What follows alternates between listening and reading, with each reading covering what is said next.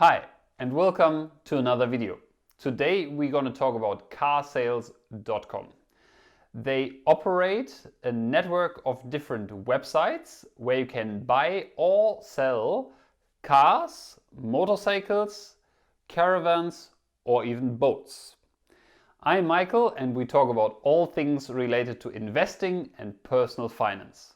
If you like what you see, don't forget to click the like button and subscribe to my channel if you want to see future videos like that as well. In this video, we're going to cover what the operating model is from carsales.com and in what markets carsales.com has offerings. We're going to look into how well or not well the company was doing over the recent downturn of the share market and how it was affected of that latest situation. And last, we're going to look into some numbers from carsales.com and into the balance sheet. And also a quick disclaimer. This video is general information only and should not base your buy or sell decision just on the information you see in this video. So the operating model I mentioned already in my introduction. Carsales.com is operating a number of different websites where they either sell cars, boats, motorcycles, or even caravans. For each of those categories, they have a dedicated website and they offer the service for dealers or individuals that want to sell cars, and individuals can go on that website and can look for the best offer for what they are looking for. The main website they are offering their services on is carsales.com.au, and from that you already can guess that its biggest market and the biggest revenue is coming from Australia.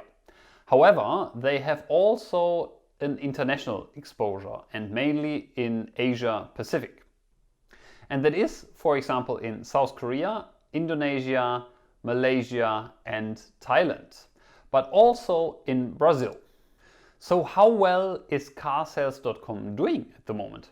It certainly is a rough time. Doesn't matter if you have an offline business or an online business. However, as you can see from all stocks that offer online services, you can see that their business model certainly works a little bit better in recent times. And as I already mentioned, the largest market is in Australia. But South Korea and Brazil are already growing markets. However, both of those markets perform differently in recent times. South Korea is actually performing very well and even growing over the recent time, but Brazil has a rough time and the company that they are operating in Brazil is doing not so well at the moment. But luckily, we can say that the overall company was doing actually quite well during recent times. The revenue is very similar to what it was in 2019. We saw a drop in the utilization and use of the web platforms in March and April, but it picked up very quickly again, and we are almost back to a normal level of utilization of those web platforms. And as you can see from the share price, the price went actually down quite heavily with the market. However, it recovered much quicker than the overall broad market. We went down to about $10.50, and from there we already recovered about 70%.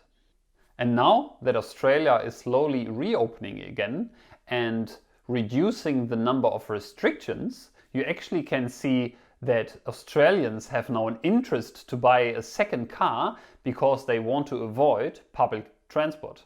In Melbourne, for example, public transport is a huge thing. And especially for that second car that people are going to buy, I think that a platform that offers used cars is certainly in a position to attract new customers. And in general, carsales.com is a really strong brand here in Australia, with the leading platform for buying and selling cars. And now, looking into some numbers from carsales.com.